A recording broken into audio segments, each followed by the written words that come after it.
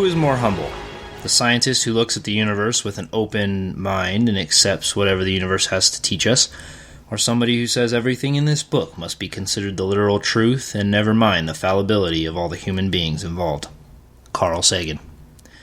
Welcome to the Inside a Millennials Mind podcast. I want to apologize in advance. My throat started hurting today, of course, the day I decided to record. So if it's a little scratchy sounding, that's probably why. I do need to do some housekeeping before we begin. Soon I will be a podcast that you can have on iTunes, Stitcher, or wherever you find your podcasts, and you can subscribe to it. And every time I put out a new one, it'll automatically download for you. So keep your ears and eyes open for that on my social media, as well as if you subscribe to the website, I'll send out an email blast as well. Sharing the blogs and podcasts on your own social media does wonders on how many people I can reach. So keep sharing and liking.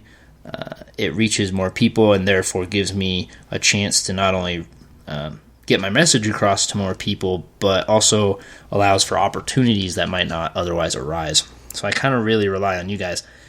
Otherwise, I have to get advertisements for the show, or more advertisements on the websites, because I don't have a lot at the moment, and I don't want to. So I currently am looking at giving back.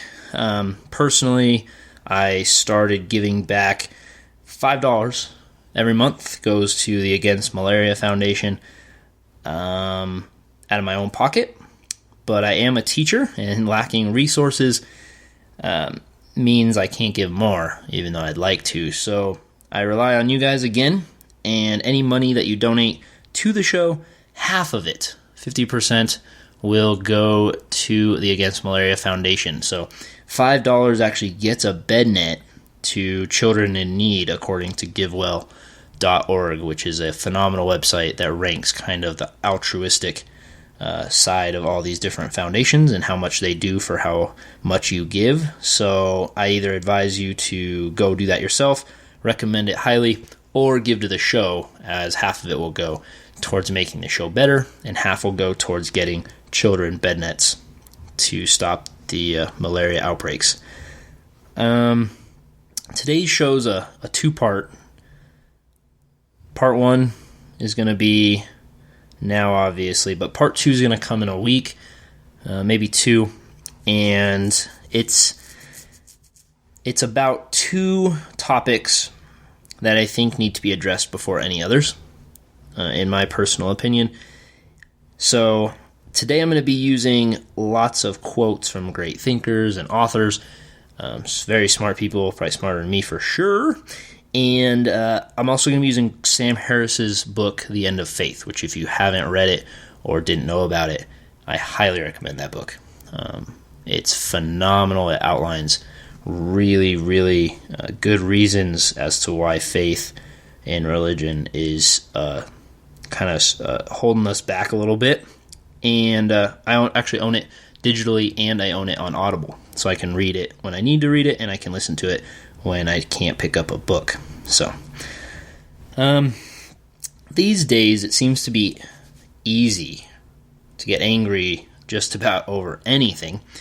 And I see lots of people getting angry and focusing their frustration on little stuff, I guess you could call it. It might not really be little, but in the grand scheme of things, it's a little. Or issues that will eventually work themselves out with given enough time. So either it's not affecting enough people, so we shouldn't worry about it yet, right? Not that we don't need to worry about it, but not yet. Or it's gonna work its way to be it's gonna find its way to be the right thing. It just needs to trickle through society and some younger generations a few more times, and it will come to be what it needs to. But I see lots of people focusing their attention on these. I'm going to focus on two that I think are the most important topics that we need to address today and be able to discuss openly and honestly. I'm going to do this with limited commentary on my part. So I'm going to use lots of quotes, like I said, to try and drive the point home. if you'd like me to discuss further on any of these issues from my own personal beliefs and opinions, let me know, and I could do another show, a quick one on just what I think, but I don't want to speak too much from my own, as I think the quotes that I found and the passages I found from End of Faith do wonders. So, today is on religion, which, if you don't know my stance on religion, you can go and find the blog post, The Non-Believer, on InsideMillennialsMind.com and read that. But religion is causing lots of issues. Not just body count, but lots of emotional damage and societal damage right now in the world. So to start that off, I'm going to read from The End of Faith, a passage by Sam Harris. This is not to say that the deepest concerns of the faithful, whether moderate or extreme, are trivial or even misguided. There is no denying that most of us have emotional and spiritual needs that are now addressed, however obliquely and at a terrible price, by mainstream religion. And these are needs that a mere understanding of our world, scientific or otherwise, will never fulfill. There is clearly a sacred dimension to our existence, and coming to terms with it could well be the highest purpose of human life. But we will find that it requires no faith in untestable propositions. Jesus was born of a virgin. The Quran is the word of God for us to do this. I'm never going to say that religious people, or all religious people, or all faith-based people are bad.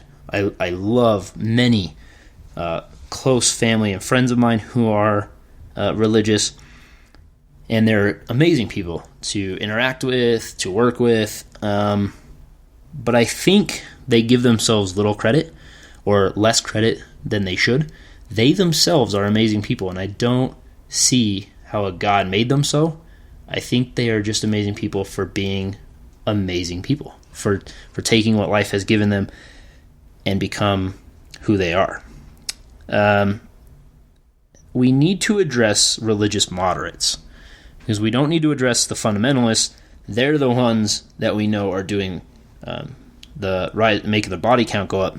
But religious moderates, their actions are causing harm to more people than I think we'd like to admit. And so another passage from Sam Harris wraps that up a little bit more. It is with respect to this rather surprising cognitive scenery that we must decide what it means to be a religious moderate in the 21st century. Moderates in every faith are obliged to loosely interpret or simply ignore much of their canons in the interests of living in the modern world. No doubt an obscure truth of economics is at work here. Societies appear to become considerably less productive whenever large numbers of people stop making widgets and begin killing their customers and creditors for heresy. The first thing to observe about the moderates' retreat from scriptural literalism is that it draws its inspiration not from the scripture, but from cultural developments that have rendered many of God's utterances difficult to accept as written. In America, religious moderation is further enforced by the fact that most Christians and Jews do not read the Bible in its entirety, and consequently have no idea just how vigorously the God of Abraham wants heresy expunged. I'm just going to keep going. I found a quote by Sam Harris. I didn't find it in End of Faith when I was reading through it, but I found it online, and I think it kind of continues this well. So, Sam Harris. Religious moderates are, in large part, responsible for the religious conflict in our world, because their beliefs provide the context in which scriptural literalism and religious violence can never be adequately opposed. That's a large claim to make about religious moderates, many of whom I know to be amazing people, partly in what they believe. However, religious moderates are allowing for the bloom of fundamentalists. So Sam Harris's quote does hit it right on the head. Without being able to oppose bad ideas especially those found in many religions, and currently Islam being the largest one, the most deadly at the moment. We're taking the freedom of speech that many of us love, excuse me, and it's becoming silenced. The moment you say the word God or religion, people tend to shut down what you're going to say.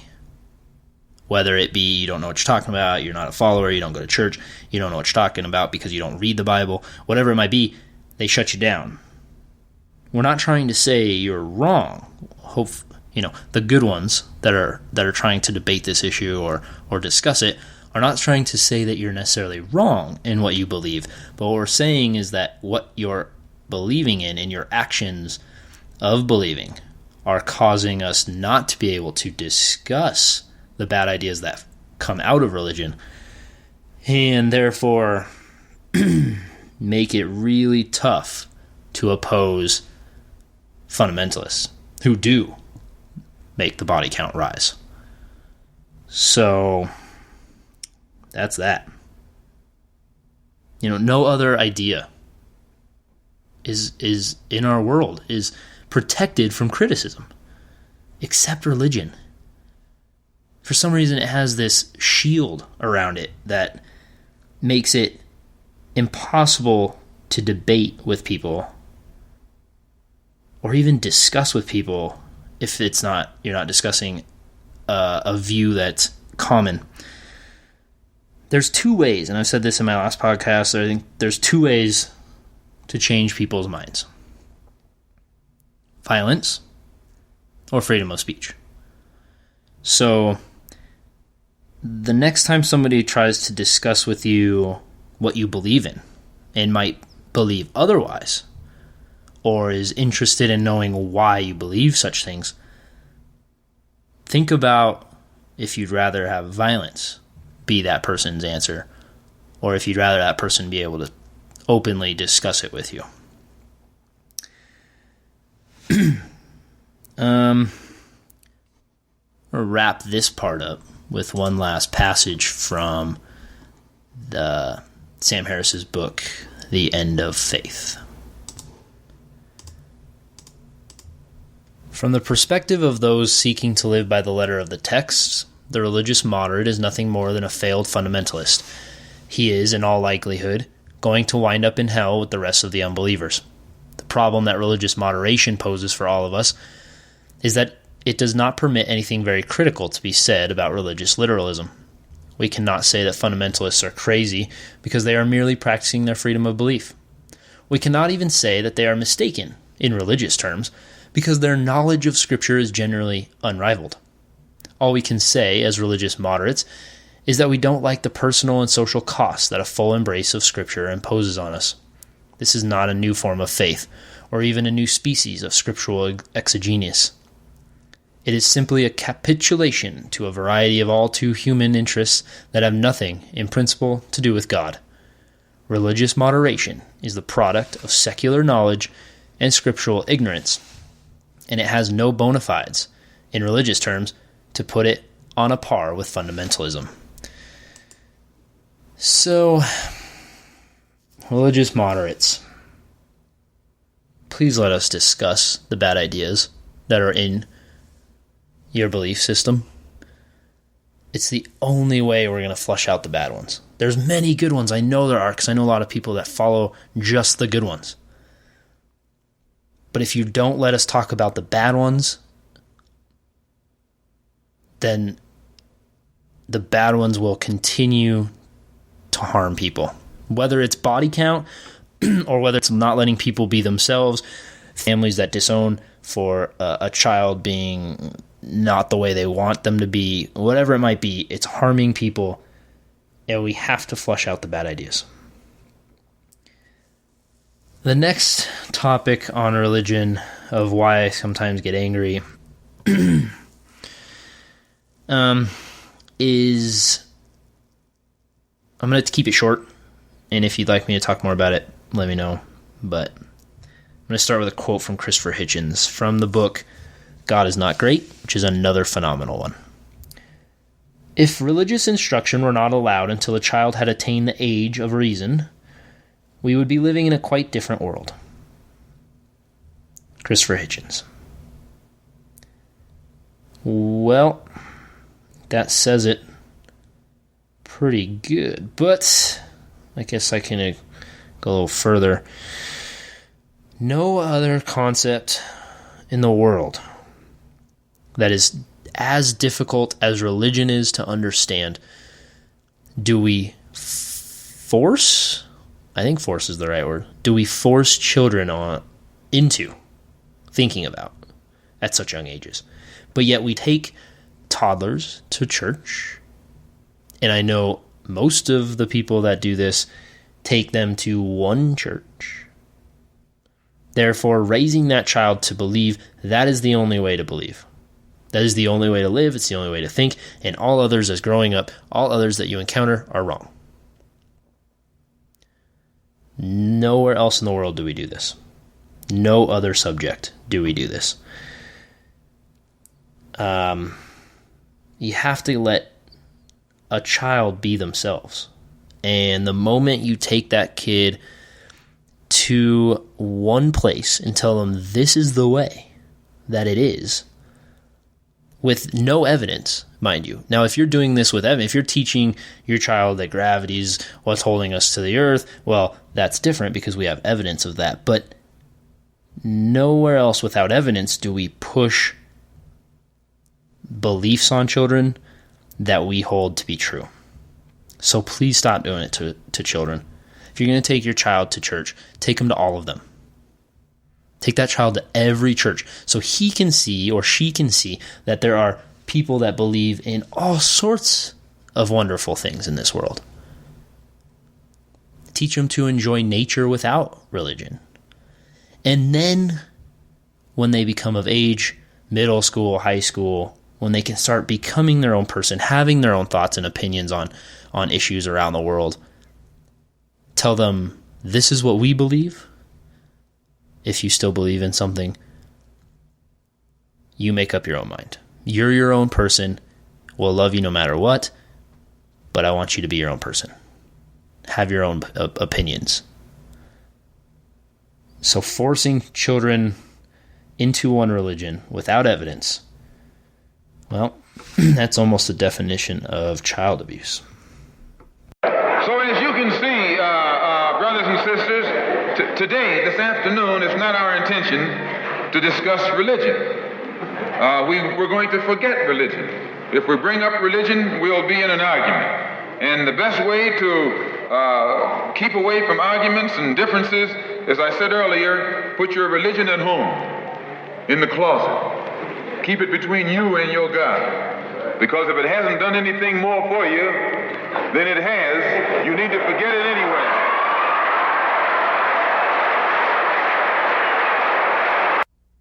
That was Malcolm X, which leads me into a little bit about politics and a little bit back to the religious moderation, but mostly on politics. And if you have opinions that have no evidence to support them, you need to keep those to yourself. That's fact. Because if you start imposing non-factual beliefs on people, you're going to run into people that clearly do not believe the same as you, and then that turns into arguments, and it turns into violence, which is unfortunate.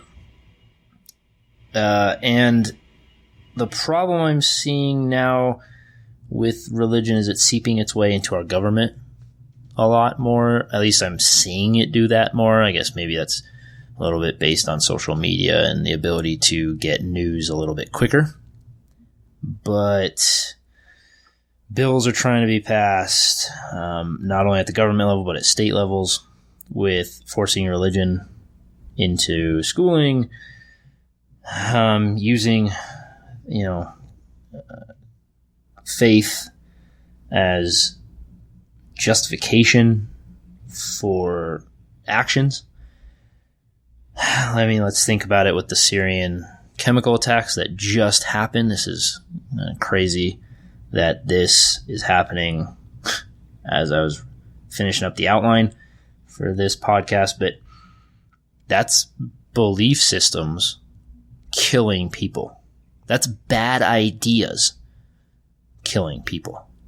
That's not necessarily bad people killing people. I'm not going to say that those people aren't bad people, but what I am going to say is that they are definitely worse off due to their belief systems. So governments using their book to expunge people? Whew. If you're not sure what religion can do when it's in complete power, go back in history. Well, and if you don't want to go back in history, look now. Countries all over the world are killing their own people based on belief systems. If that doesn't prove to you how bad religion can be, I don't know what would make it clear to you. It seems pretty incredibly clear that religion, when in power, is devastating to many people. To finish the government piece, I'm going to take another excerpt from The End of Faith by Sam Harris. But religious moderation still represents a failure to criticize the unreasonable and dangerous certainty of others. As a consequence of our silence on these matters, we live in a country in which a person cannot get elected president if he openly doubts the existence of heaven and hell. This is truly remarkable, given that there is no other body of knowledge that we require our political leaders to master. Even a hairstylist must pass a licensing exam before plying his trade in the United States. And yet those given the power to make war and national policy, those whose decisions will inevitably affect human life for generations, are not expected to know anything in particular before setting to work. They do not have to be political scientists, economists, or even lawyers. They need not have studied international relations, military history, resource management, civil engineering, or any other field of knowledge that might be brought to bear in the governance of a modern superpower. They need only to be an expert, fundraisers, comport themselves well on TV, and be indulgent of certain myths.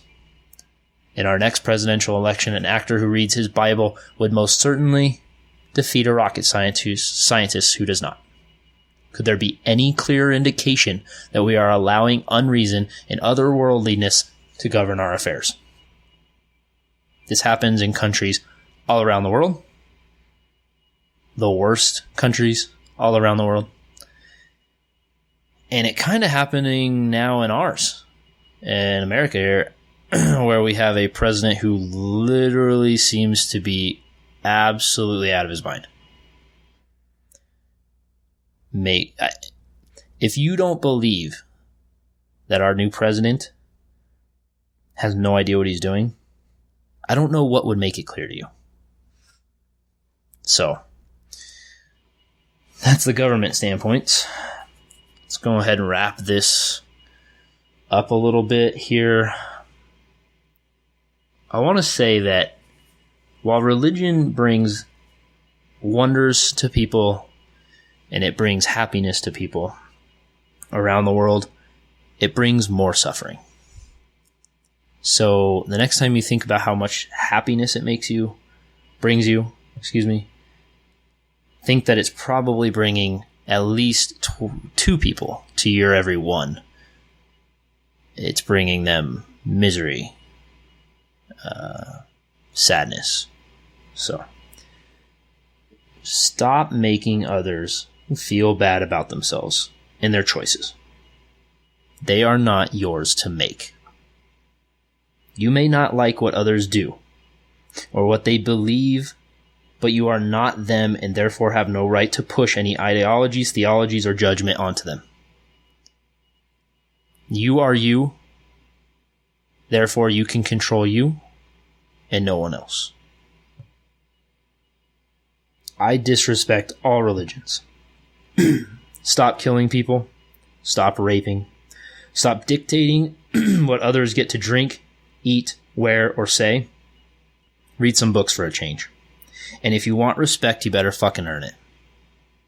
Because right now your death toll in the world, let alone the sadness you bring to other people in modern countries that don't get killed by it, is pissing the rest of us off. Before ending with one last quote, I want everyone to realize that they're an amazing person and that they have most likely overcome huge obstacles in their lives, whether that be emotional distress, triumph over something they thought was out of reach to them.